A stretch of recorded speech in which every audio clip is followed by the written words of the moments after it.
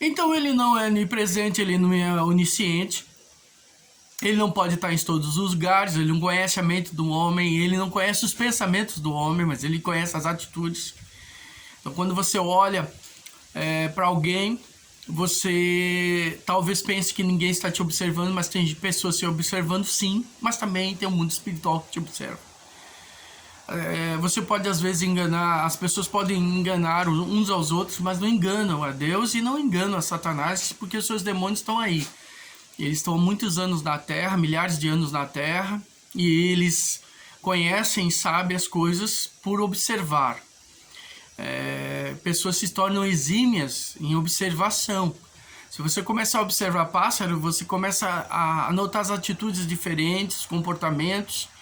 Tudo é por observação. E Satanás conhece você e conhece eu pela observação. Você senta em frente à televisão e começa a assistir um filme normal, mas no momento que você assiste um filme e aparece uma cena um pouco mais picante, mesmo que seja uma insinuação, seus olhos fixam lá, Satanás fala, ele tem uma tendência nessa área. E ele vai tentar colocar coisas, usar situações para te tentar. Ele não obriga ninguém, ele não põe as pessoas para fazer as coisas, simplesmente ele sugestiona. Assim como ele sugeriu para Eva que ela era como Deus e que Deus estava falando uma meia-verdade. Então é assim que Satanás usa. E nós estamos vivendo uma época que Satanás é muito claro nas coisas que ele é. Ele não esconde mais nada. Antigamente eu via o ocultismo. Nos egípcios estava em oculto. Ali havia poderes ali das trevas que eles agiam através daqueles homens, daqueles sábios que foram confrontar Moisés. Você sabe da história, sim. Você sabe do homem que tentou a humanidade, levou os homens a caírem e por isso veio o dilúvio. Enfim, nós vemos na história que apesar dos homens estarem cheios de coisas erradas, alguma força maior os impulsionou a fazer aquilo e eles tomaram a posição de fazer. Nós vemos ali quando Daniel ele é muito claro a respeito de algumas coisas que aconteceram no mundo espiritual. Você vê uma batalha, e eu não vou citar o texto bíblico, eu quero que você leia, mas Daniel estava orando, a Bíblia diz que ele estava orando e se propôs em orar para saber algumas coisas, ter o conhecimento de algumas coisas. E no primeiro dia, aquele anjo depois apareceu, diz que houve a resposta de oração, mas durante 21 dias ele esteve Daniel orando, e aí há um diálogo de Daniel e aquele anjo que diz que durante aqueles 21 dias ele estava orando e a resposta veio no primeiro dia. Mas havia um príncipe, um principado nas regiões celestiais que impediu a oração, a resposta da oração de Daniel. Mas ele chegou porque Daniel insistiu, enfim. Então existe principados e potestade. Aí eu vou chegar lá e vou dizer, como é que o diabo governa os 5 continentes da terra, sendo ele que ele não é onipresente, ele não tem o poder de estar em todos os lugares ao mesmo tempo. Ele é hiperorganizado. Se você achar que o diabo é desorganizado, se esqueça disso. Além de tudo, os impérios maus foram muito bem organizados. As pessoas mataram e conquistaram porque elas realmente tinham por trás dela alguém que os ensinava uma questão de organização. E o diabo é extremamente organizado. Então, por exemplo, aqui no Brasil, dependendo do presidente da república, ou dependendo do governador do estado, dependendo do governador de um prefeito, são pessoas que estão sobre a ordem de pessoas, estão ali porque pessoas deram legalidade para ele governar. Satanás, então, usa dessas pessoas para introduzir seu império das trevas. Por exemplo, então, no Brasil, se o presidente da república é uma pessoa ligada a certos tipos de influência maligna, com certeza haverá na cabeça do presidente da república a influência de um principado, ou seja, um demônio que governa uma nação. Se o presidente tem governadores que estão debaixo da obediência e assim sucessivamente. E aí são classes dominantes, tem um principado, potestades, tem os dominadores e tem os demônios e assim por diante. Eles vão governar as pessoas.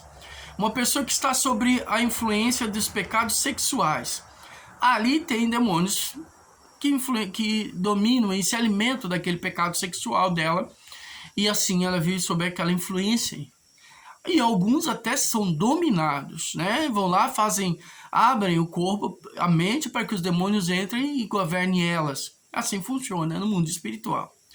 Se a pessoa vai lá numa seita demoníaca, onde invoca os demônios, sem saber muitas vezes, ele está legalizando ali a vida dele para poder o diabo agir. E age mesmo, ele age de uma forma grande e poderosa. Então, nós vivemos em dias difíceis, que as pessoas não têm noção disso. Ah, mas eu vou assistir um filme, e esse filme tem conotação com seitas demoníacas. Eu abro portas, porque através das portas elas entram nas nossas casas e elas trazem influência. Objetos, né? Objetos eu não vou pegar todo objeto que eu tenho em casa e jogar fora, mas eu tenho o Espírito Santo, ele me orienta o que eu devo fazer. Se aquele objeto foi consagrado ao diabo para ter uma portinha aberta, uma janelinha aberta, uma frestinha aberta na tua casa, o diabo de alguma forma vai tentar. Então ele governa os seus principados e potestades. Ele vem de tempos em tempos nas nações.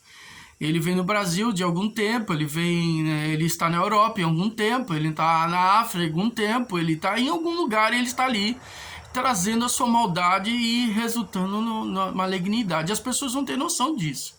A igreja muitas vezes só tinha uma influência maligna em algumas partes do ano, que ela muitas vezes não tem entendimento. E essas partes são partes em que o diabo ele está muitas vezes ali naquela região. E ele vai atrás de seus principados para que os principados e potestades digam a ele o que está acontecendo. Se tem alguém que está fazendo oposição a ele, uma igreja, um pastor, um líder, com certeza ele vai ter maior atenção de Satanás para tentar destruí-los. É dessa forma que ele governa. Então, se ele está lá na Europa, ele pega e vem aqui no Brasil, pergunta para o principado que está sob o governo do estado de São Paulo ou do Rio de Janeiro, e ele diz, e aí, como que as coisas estão funcionando? O governador está fazendo do jeito que a gente quer, liberando as drogas, liberando o sexo ilícito, liberando, enfim, tudo isso ele vai dizer. Você fala, tá do jeito que a gente quer. As regiões onde aquele governador, aquele prefeito, aquelas pessoas estão governando, vai ter maior influência das trevas, corrupção, pecado, e é assim que funciona. É por isso que nós temos que entender que a nossa luta não é contra a carne nem contra o sangue, mas contra os principados e potestades, que a igreja tem autoridade para derrubar esses principados e potestades. As pessoas enganam as coisas de umas das outras. Por exemplo, se tem um prefeito que ele tem uma vida sexual ilícita, que ele tem um amante, mesmo ele dizendo que sendo cristão, se ele tem uma vida errada, o diabo vai estar governando através daquela prefeitura, porque ele está legalizando o seu território ali. É claro que quando você vai num lugar onde não existe um lugar onde o diabo está, ele toma conta, ele tomou conta nesses milhares de anos. E cabe a nós, como igreja, como pastores e líderes, como cristãos, não é só pastor e líder, mas cristãos, tomar posse da nossa casa, do nosso território e governarem com Cristo Jesus. Nós não temos autoridade em nós mesmos, nós temos autoridade em Cristo Jesus. E você tem autoridade para vencer. E eu quero dizer nessa manhã que você pode vencer, porque Jesus venceu por você. Ele veio em carne, ele veio como homem, ele venceu como homem, ele não venceu como Deus. Ele era Deus, mas ele abdicou da sua divindade para viver aqui, viver como nós durante esses 33 anos, para vencer e mostrar que nós temos condições de vencer. Senão seria utopia a gente estar vivo e vencendo se Deus não deu condições. Eu quero orar esse momento com você e depois nós vamos continuar, ok?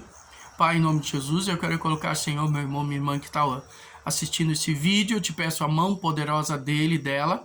Guarda sua mente, seu coração, seus pensamentos, dá a ele força, Senhor, para vencer. Repreendemos toda treva, toda confusão de mente. Senhor, toda confusão, toda distração nesse momento, que eu sei que é importante que eles ouçam isso. Eu te peço aqui nessa manhã, em nome de Jesus, para que o teu nome seja glorificado e exaltado. Repreendemos agora, em nome de Jesus Cristo, toda ação das trevas, todo pensamento contrário, toda doença, toda enfermidade. E te agradecemos pela vitória dos teus filhos, Pai, nessa manhã. Em nome de Jesus Cristo. Eu vou continuar e espero que você continue assistindo, que tem muita coisa importante para você entender e compreender. Amém? Amém. Amém.